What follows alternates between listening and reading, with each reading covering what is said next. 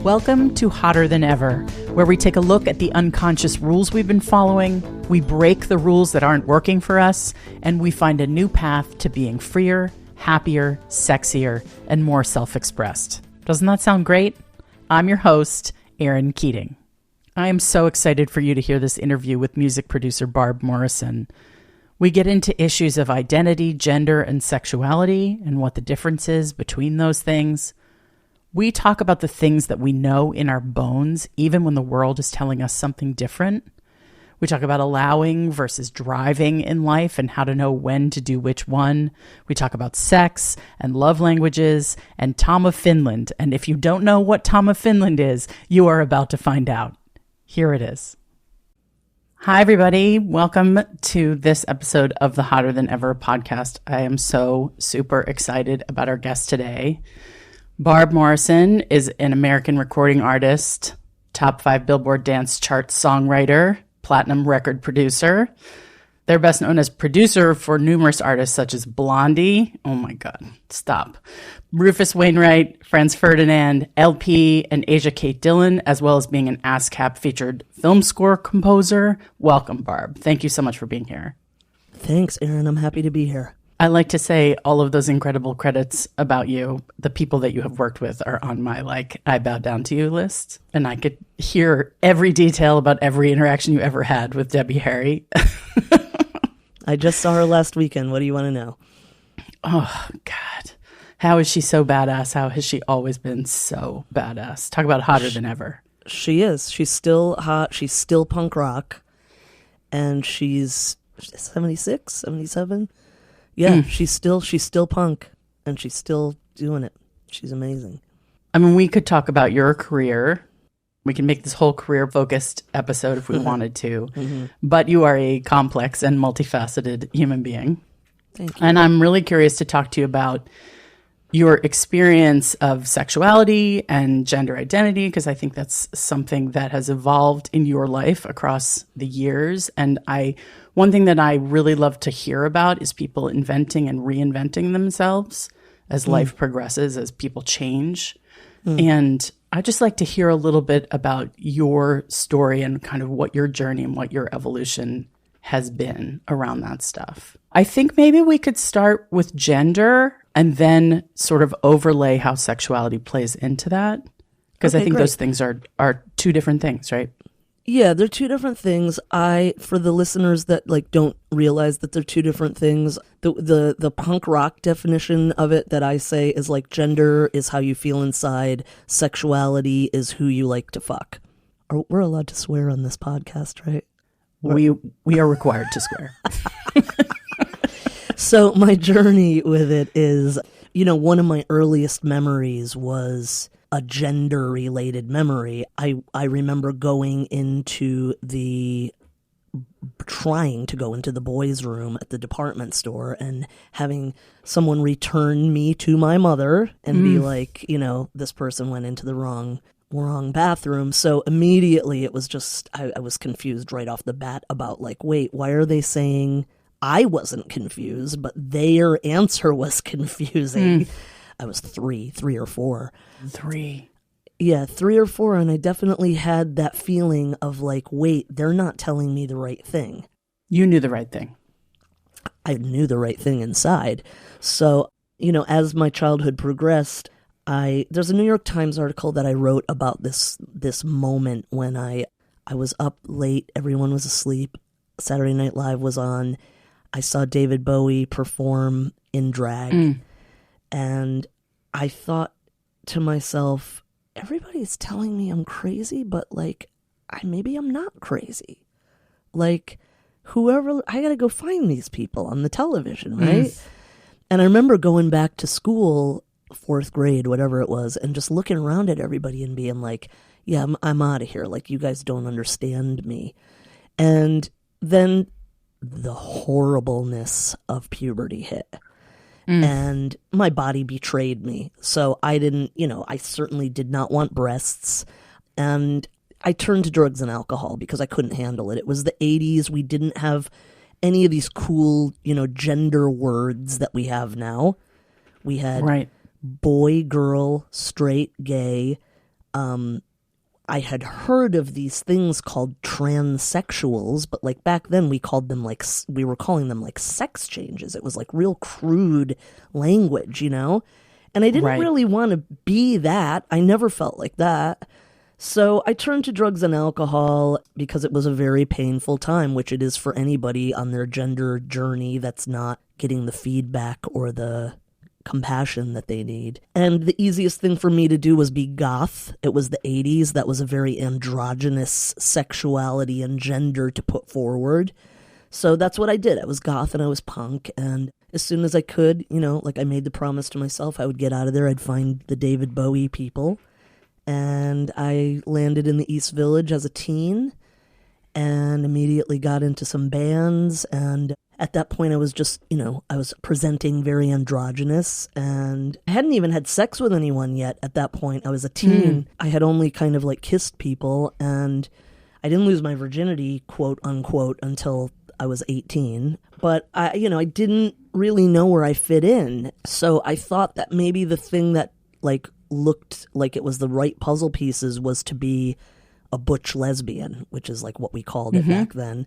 And I tried that, and I marched in some parades and went to some Indigo Girls concerts, but I just was a failure at it. I just was a failed lesbian. I think it was because I didn't identify with being a woman, you know? And oh, that's interesting. Yeah, I just like, I couldn't, everyone would be like girl power, woman power. And I'm like, that's still not me. That's definitely not me. So you were looking for the box to fit in, the box that you fit in. But it sounds like you had to invent your own box, your own definition. Back then we did, you know, because there wasn't the language. But I also, at the time, I knew that I was attracted equally to male-bodied people, female-bodied people, and transgender people. And one of my first sexual awakenings was seeing a trans woman and being like, she's super sexy. I want to kiss her. I want to do more than kiss her. And I remember being like an older teen and being like, oh wow, I've never really felt like that before, you know? So I knew that I was equally attracted to like multiple genders, but you know, back then the word bisexual was like a really bad word. Like bisexuals got made fun of on both sides of the coin. The straights were like, wow, you're slutty. And the gays were like, you're just lying. You know what I mean? Like, it was like a really tough place to be. So, you know, all that just, that evolved as the world caught up basically for me. But to be honest, my first crush type of feeling was very, very young. It was on a cartoon character. And it was this, you guys are going to be like, oh my God.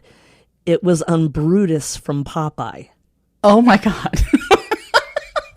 That's amazing. Hence, go a couple decades forward, and I'm like obsessed with like, do you know what Tom of Finland is? Oh, it's yes. Like the leather so guys hot. that like make it. So I love that stuff. So Me too. 3-4-year-old brain saw Brutus, and I was like, he's hot.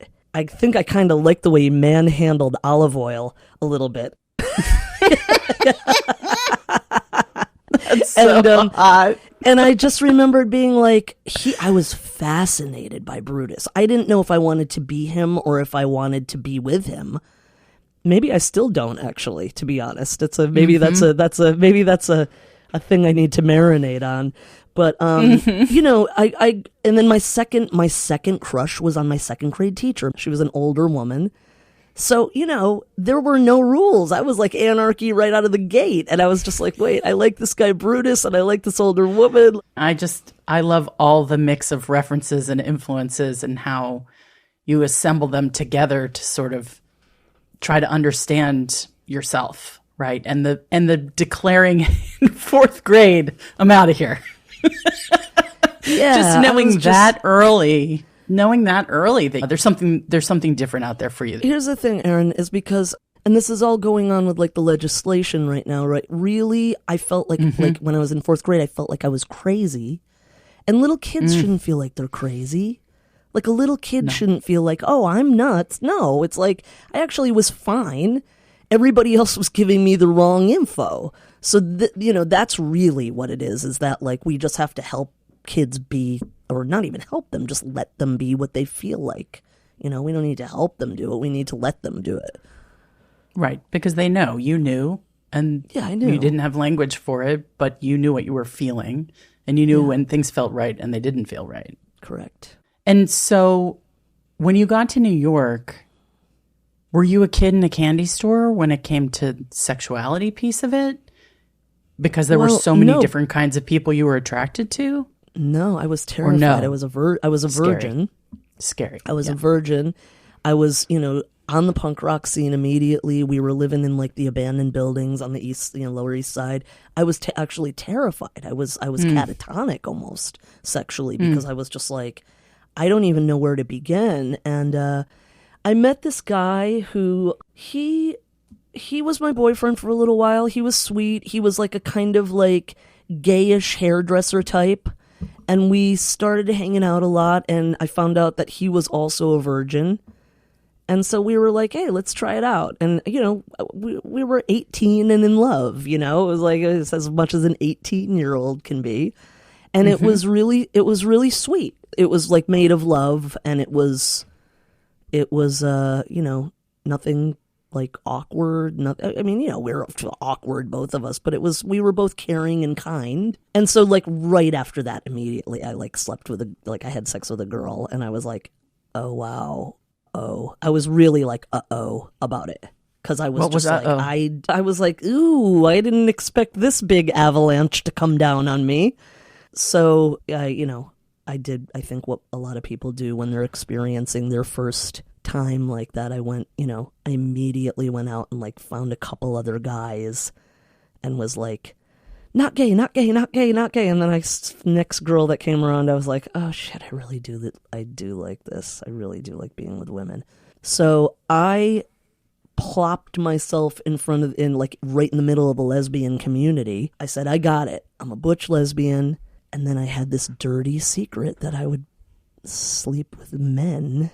So I was a closet heterosexual. And was that like, would you have been just kicked out of the Lilith Fair? Yeah. Yes, because, yes, I was out of Lilith Fair. Yes. As a matter of fact, I was in a band at the time, and we would all get on the tour bus, and I remember feeling the feeling of driving away from New York City on tour and thinking to myself, wow, I can go do whatever I want. Like kind of the opposite of people that are like closet gay. I was like, ooh, I could pick up boys on the road. This will be great. And my lesbian women with a Y friends will not get on my case about it. And, fast forward a little bit further into the 90s, I did fall in love, madly in love. He was definitely one of my soulmates with this guy, Johnny. And he hadn't been with anyone other than a cis male since he was in high school. All of our gay friends literally sat us both down and were like, are you guys okay? Like, wow. What are you like? What are you doing? Like what?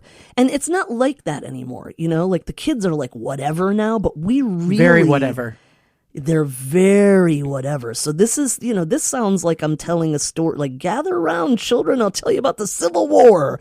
Like the kids now are just like they're just like whatever. It's I think that's true, but I also think we live in a really profoundly binary culture. And I think our brains want to split things down the middle and, operate in dualities. And so when you are someone who, when you are being true to yourself, don't organically, doesn't make sense for you to operate in that way, you are constantly pushing up against those cultural norms. And you're almost required to be punk rock like in order to do that. It's almost a sort of fundamentally baseline rebellious stance in the culture that we live in. Yeah, it's interesting. It never really felt like super rebellious to me, but I think it's because I just don't know if I ever really zeroed in on people's genitalia as someone who I would choose. You know, like I wasn't like, that's never the first thing I go for. It's never like right between the legs. It's always like right between the eyes or like right between the rib cage, you know? So, and I figured that out in a series of, you know, trial and error, probably in my 20s and 30s. I'm going to be 56 next month. You know, I did all the wild stuff. And then I figured out like kind what? of that you gotta buy the book. Can you tell me about the book? I just finished writing a memoir. It's called Bottoming for God. It's not, believe me, it's not a tale of sexual escapades at all. The Bottoming for God is actually like a, I guess, spiritual or philosophical, you know, what, like how do we lay back and let the universe love us? You know, how do we wake up every day and know how much of our will to throw into it and know how much of it to lay back and just receive. You know, that's what the title's about. For the people who are listening who don't know the word bottoming and sort of aren't familiar with that vocabulary, what are you referring to when you use that word? So there's, you know, in sexual vocabulary, I guess we will say, there's like topping and bottoming, which is like the doer and the doee. And, you know, or the giver and the receiver, I guess we could say. I'm not like a big like S&M person, but like they talk a lot about topping and bottoming in S&M, which is, you know, a slave master or a dom submissive type of thing. And if you really get into it, usually the bottom has like a lot of the power. The bottom is usually like, you know, the bottom is there like receiving all the stuff and kind of calling the shots a little bit. And the top is, you know, dancing around and doing a lot of work. So to take care of the bottom. Like problem or issue we all kind of come to terms with is like, how much of my will should I put into this life? And how much should I just let slide off my back? And how much should I just lay back and receive what's going on? And I'm saying good or bad, right? So I got a bottom for God on that one. I got to lay back and let the universe do its thing. And, you know, I hope to be covered in kisses by the universe. Kisses and cuddles. But we can't see the long view. We can't see the long view. No, we can't. And I guess that's part of the human experience, or it is the human experience, I guess. Yeah. You know, I think one way in which that idea ties into the sort of notion of this podcast and what I'm loving exploring here is how much are we sort of tuned into those messages that come to us from within ourselves. Maybe that's a spiritual message of like, this doesn't feel right, or this feels great, or I should take action on this, or I should make this change, or I shouldn't make this change. Like, how much do you want to will your life to be a certain way? And how much should you allow your life, remove the blockers that are keeping your life from being a certain way? Because I think we all have perceptions of should, you know, how things should be and what we should be doing. And then sometimes when we just let go, the right thing happens. So it's hard to know, right? Well, I think that's what we strive for. It's that simple, the Serenity Prayer. It's like in the very last line of the Serenity Prayer is the wisdom to know the difference. That's what we're looking for, right? When do we know to bottom for God? I don't know. I've thought that I did, then I didn't do it. Then I topped. It was the wrong thing. So it's sort of forcing versus allowing, or pushing versus receiving. It's so interesting. And then sometimes there's moments in your life where you go, no, actually I have to do this. I have to push this.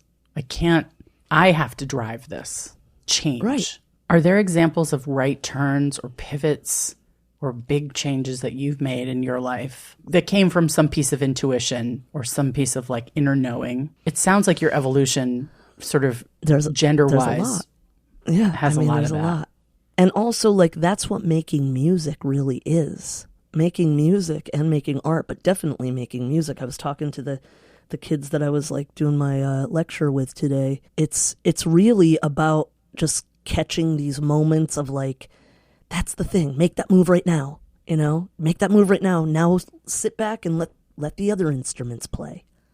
And now get in there and do your thing. Now sit back and let the other instruments play. You know, like, so that's what music is definitely for me. But I'm in a place in my life right now, Aaron, which is I actually think if you can just slow down and trust the universe, you will instinctively know when to top and when to bottom. There's a Charlie Chaplin quote that he talks about in silent filmmaking, which is, life is a tragedy in close-up and a comedy in long shot. The same exact scene is funny, the audience is it's tragic, the audience is like, oh my god, what's happening? And then in silent film, he would just pull it back and he'd show the big picture and the audience would just start laughing. So I think that's really what it is. We just have to trust that there's a big picture, you know? So maybe we should get to the sex stuff. Oh, should we get to the sex stuff? I mean, I think we all evolve with regard to our sexuality. And I'm a cisgendered, white, heterosexual woman who's like, for all intents, pretty sure. Sure. I'm open-minded, but I get hot and bothered, about Tom of Finland too. But I'd like a leather daddy of my own. Okay. I think every person on the planet would. I mean, they're just, the pheromones, the muscles, does it for me. So you're attracted to mostly masculine things. Yes, I am. And I actually have found that I've been in a lot of environments in my life that are sort of super liberal, progressive environments where a sort of alpha kind of male energy is kind of an anathema to the culture. It's like a discomfort with a sort of archetypal kind of maleness. And post-divorce separation, which I got separated about a year ago, I've been dating a lot of people, and I have found that, like, what interests me is this little bit more exaggerated archetypical male energy from almost a bottoming perspective, right? Like, I want to give in to that energy, and it feels supernatural to me. I feel really sexy with that setup, right? I feel really hot. I have a question for you about it. So who are you in that? Like, who is it? Is it something you become when that is present, or are you always that way in the absence of it? Or has it triggered you into being that way in the absence of it? Well, what's so interesting is I feel super desirable in that context. I feel super sexy, and that feeling of being wanted, like someone being hungry for you, like it's almost animal, is so great. It's so does it for me. But then when my partner is super secure in his sexuality, I have found myself a little switchier in that context. Like, not only can I own my submissive side, but then I can also own my dominant side with someone who is super secure with who he is. Where he's like, yeah, I want that too. Like, you can take. Because I think everybody has a little of both. So it's about trusting each other. Men actually need that more than we think, or they male, need to be, male bodied people, whatever, taken care of in a way in the bedroom, like, because they don't get to surrender in their lives as much in the world. Exactly. And so I've found that exploring that to be extremely sexy, where I'm like, in the past, if I have felt like someone was sort of naturally a little bit more passive, a little less in touch with his own sexual hunger and agency, then I don't want to be more dominant with that person because that's reinforcing that I'm not as attracted to. But when someone is really owning all sides of his sexuality, then I'm like, oh my God, this is like two fully three-dimensional people who can shapeshift in the bedroom and in our roles. And that's new for me. Yeah. Okay. Yeah. So it's that was not happening in your past. So you're just like figuring out some stuff. I mean, it's all, like I said, the first question I asked you about it, who do you become? So it's not just exploring the actual act, it's exploring who you are in it. Right. And the feeling of being dominant in the bedroom with someone who is always, typically dominant, but is shifting themselves. You're switching with each other and exchanging roles. Then I can sort of feel into something totally different in myself. And I find myself getting like a little like, bossy and naughty and like, strict and all these things that this has not been part of my sexual. I mean, look, I was married for 16 years and we didn't have a lot of sex the last 10 years. Like, so I am just fully in a place where I'm like, who am I now? Like, what role do I want to play? What feels good? What's fun? And it's wow, so that's great. Amazing. Yeah, it's so fun. It's so great. It's so good for you. So we've been talking about how we evolve across the course of our lives, how our relationship to our own sexuality evolves, our experiences evolved. And Barb, you are now married, right, to a woman. Yes, a cis female who identifies as a queer femme. Okay, great. Again, like so helpful to have the language now, right, to sort of call yourself what you feel inside. I'm having a lot of experiences of thinking about sexuality inside of marriage versus sexuality outside of marriage and how they serve different purposes and they play kind of different roles in your own life. And I'm curious how being married now feels different for you, how sexuality feels different for you, how this piece of the evolution feels. Yeah, that is an excellent question. And I am definitely not poly. I never have been. I always have, like, anytime that has come up inside me, I've been like, nope, that's not me. Like, immediately. Like, poly being many partners at the same time. I am not poly. I have experienced a threesome before. It's, so that's like probably as poly as I ever have been. I won't say that I ever will be, but at this moment, I am in a monogamous marriage. The first thing I will suggest is that if you are going to get in a monogamous marriage, you make sure that you've done all your exploring and that you know what you want.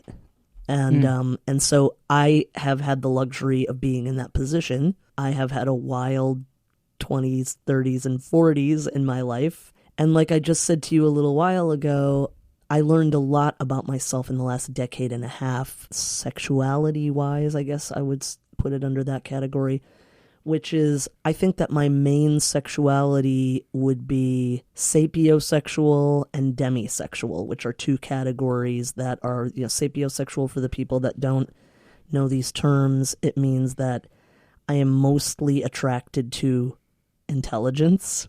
That gets me hot. And then demisexual, which I would say runs about neck and neck with sapiosexual, but it means that I can't really have fulfilling sex unless I have an emotional connection with the person. So that brings me to my monogamous marriage, which, I'm in love, madly in love with my wife, and we are emotionally connected. It works out well for us because, neither of us want sex outside the marriage. We have the same as, a lot of married couples. We have our ups and downs. We have our dry spells and wet spells and, in the bedroom. But for me, sex is it's mostly a connection. So for instance, like I just worked like 1,000,000 hours in a row. My wife also worked 1,000,000 hours in a row at her job. We didn't see each other. I was in New York City for a long time. And then, the last time we had sex, what is today? Wednesday? That would have been like Monday. Monday we had sex, and I just noticed that and it was like afternoon sex, which is my favorite. The best. And I just noticed that later on that night, and for the rest of the night, we were just so close. We were so close. We were so connected. Physically, we were in each other's space a little bit more comfortably. So, for me, it's connection. So that's why it works in a monogamous relationship for me. The other element of that is we have to keep the communication open because that's what sex is, right? So I would say to anybody who's listening, if you're embarking upon getting married and you're going to be monogamous, I mean, there's plenty of people that are married that are poly. That's just not my cup of tea. I would just say, if you're embarking upon a monogamous long-term relationship, just make sure that you both understand what sex is to each other and what are your expectations moving forward. Because as we all know, once the honeymoon phase is over, you're doing all kinds of things. You're scheduling dates, you're, date night, you're, trying to not do the same position all the time. You're it's buying toys, right. Yeah, there's all kinds of stuff that goes on. So you got to have open communication and you got to be fair to each other. Totally. I think that I didn't just went so blindly into marriage and monogamy and I wanted babies, At the end of the day, I wanted babies and I found someone who I could have babies with. So I was getting old. And he had a lot of other things going for him that I was attracted to. But shit, we did not have these conversations, And I don't think I was prepared to have these conversations in my early 30s. But in my early 50s, I want nothing but these conversations, Yeah, me too. I want nothing but pre-negotiation of everything and trying to figure it out together. Yeah, people get really uncomfortable talking about it. I think I'm only learning now, how much touch is everything to me. What's your love language? I mean, I think it's touch. Words of affirmation for sure. Please compliment me. I really need compliments. But but yeah, I need to be touched and I need to touch. And I remember trying to work through some sexual blocks with my ex and saying to him again and again, all you need to do is when I'm washing the dishes, come up behind me and start rubbing my shoulders or put your hand on my ass. Tell me, show me that you are attracted to me and interested in me and want to connect with me. And I asked for it again and again and it never happened. And I'm sorry. Yeah, thank you. And it makes me really sad when I think about it now. But I do know that I said what I wanted, I do know that I said what I wanted. So it's not like it should have been confusing. Okay. Yeah. And, sometimes you don't get what you want. You don't get what you need. And then it's up to you to decide whether you want to live with that or you want to, blow shit up. Yeah. Hard. It's all hard. Yeah, it is. It is hard. Divorce is super hard. I've been through a divorce. It's people have no idea how devastating it is. But I think all of us go into relationships a little blind, So I think that's why it's even more important to have the conversations what page are we on about topics like this? Especially stuff in the bedroom is so, any little thing can throw it off. One little thing, you use the wrong voice and the person's like, nope. I'm out. Yep. I get very frustrated when women don't own their power. The women are so powerful and it's so sexy. It's so powerful. And, I get really frustrated when they're not stepping into, the goddess that they own, I think it's hard for a lot of women to sort of feel the messages in the culture and then feel that. Well, I think the messages in the culture are there because we all know how powerful it is. Mm-hmm. Right. We better control that. Better tamp that down. Yeah. The minute guys knew that, they were like, we're not going to be letting this get out of control. That's right. Everybody put on the Tom of Finland outfit. That's right. That's right. Yeah. But it's, I do wish that more women would own their power because, my God, the female body is just a miraculous machine. It really is. It's just, I'm in awe by it. I'm definitely in awe of it. Yeah, and really, I think that's really beautiful. What we all want in a lover and a partner is someone who's in awe of what we are and who we are in our essence, and who can't get enough of that. There's two things I want to ask you.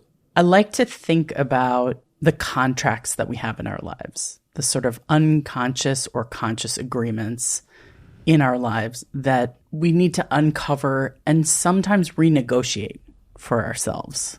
So is there a contract or a deal term in your life that you are ready to renegotiate? It can be really small It can be really big.